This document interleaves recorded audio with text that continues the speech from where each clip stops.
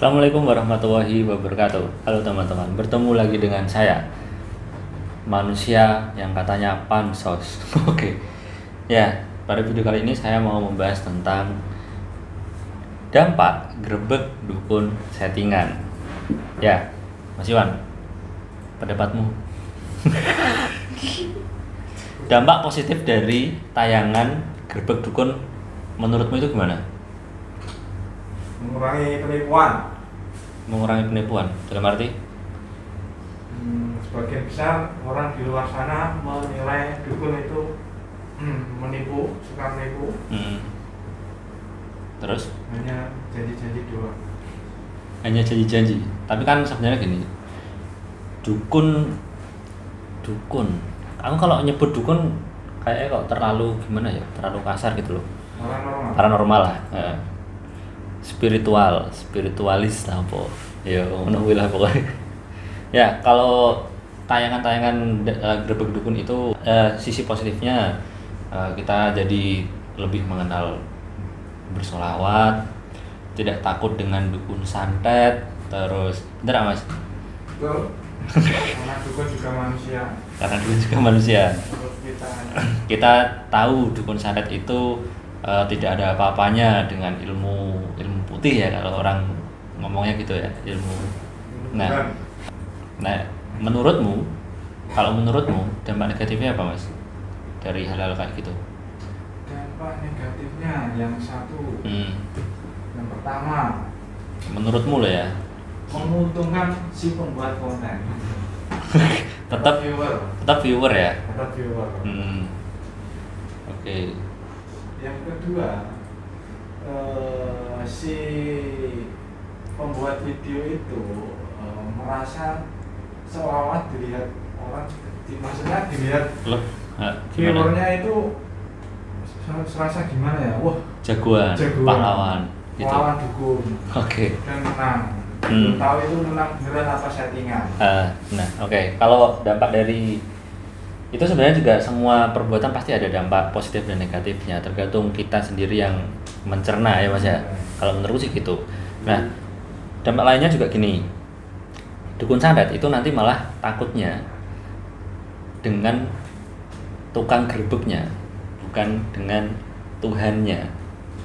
Bisa jadi gitu nggak? Bisa jadi. Oke. Karena dia takut ini mungkin terekspos. Takut terekspos. Takutnya karena terekspos. Menurunkan levelnya, katakanlah. Nama baiknya jadi tercemar, istilah itu. Lebih takut terekspos wajahnya dibandingkan dengan Tuhannya, yang menciptakan. Oke.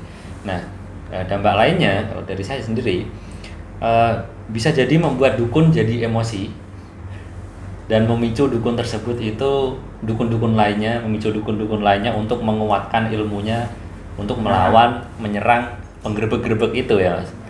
Oke. Jadi dibalik, nanti ada konten gerbek. Nanti malah gerebek ustad. Oke. Kalau gampangnya sih gini, kalau mereka digerebek, dukun itu digerebek, pasti yang menggerebek itu kan dianggap musuh mereka. Nah, kalau orang punya musuh, biasanya itu kan dia mencari cara bagaimana caranya supaya musuhnya, walaupun dia itu pihaknya yang salah, yang dianggap musuh itu berpihak yang benar, tapi dia menganggap yang benar itu adalah musuhnya. Tetap mereka mencari cara untuk mengalahkan musuhnya, dan itu nggak bakal selesai menurutku malah kayak gitu. Untuk dampak lainnya, untuk ke netizen, semakin berani dan tidak takut dengan santet, itu juga bisa dampaknya kayak gitu. Tapi pada akhirnya jika sudah terkena santet, mati juga. Iya kan? Nah, sebelum mati terkena santet, akhirnya mereka mencari pengobatan alternatif. Dan dampak lainnya, akhirnya banyak orang yang mengaku-ngaku bisa mengobati santet.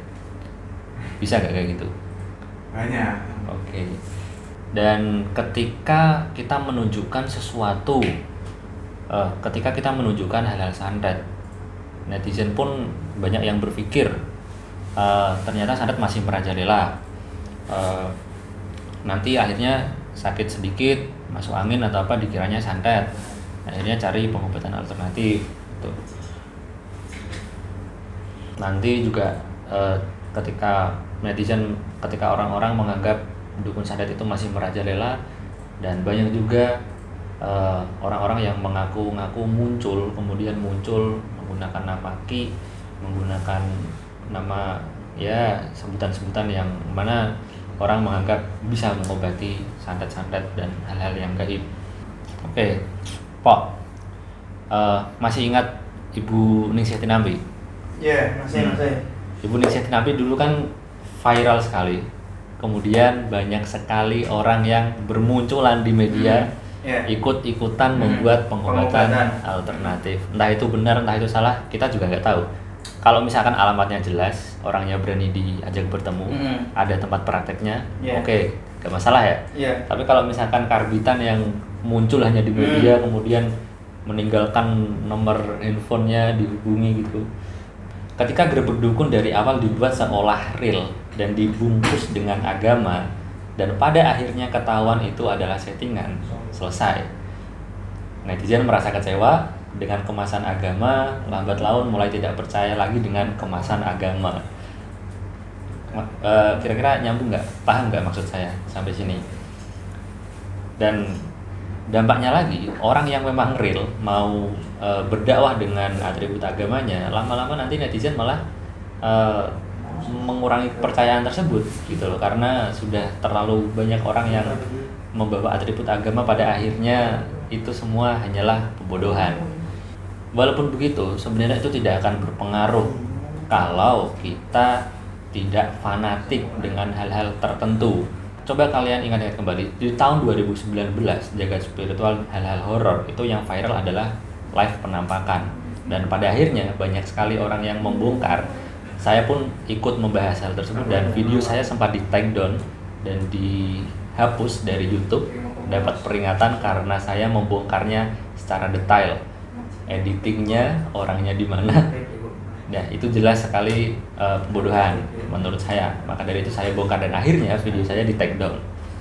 Sebenarnya kalau kalian mau menggunakan akal sehat, cobalah kalian amati orang yang live saat mendapatkan notifikasi. Kalian klik, kalian coba subscribe dan hidupkan notifikasi. Ketika live otomatis kita mendapatkan notifikasi. Dan ketika dia live, dia kok bisa menulis judul sebelum kejadian, berarti kalian bisa menyimpulkannya sendiri. Sebenarnya konten apapun itu sah-sah saja. Kembali lagi kepada diri kita, bagaimana kita menanggapinya, bagaimana kita mencernanya. Kalau kita jelas-jelas menelan dengan mentah-mentah, tidak tahu, tidak mau menganalisa dan menjadi fanatik, tentunya itu akan menjadi sebuah masalah. Tentunya pada siapa? Pada diri kita sendiri. Karena saya tahu kita itu tidak bisa mengendalikan lautan. Kita menjadi nahkoda. Kita yang mengarahkan kapal kita kemana kita mau pergi. Begitu teman-teman. Contohnya uang gaib. Di zaman yang modern ini, walaupun saya sudah sering membongkarnya, tapi masih saja orang percaya. Nah, jadi sebenarnya konten apapun, pembahasan apapun itu sah-sah saja. Yang penting kita harus cerdas menanggapinya. Kalau misalkan tahu di depan ada jebakan, kita sengaja melewatinya dan kita mau mencoba jebakan tersebut, ya kita sendiri yang terkena jebakan tersebut. Wassalamualaikum warahmatullahi wabarakatuh.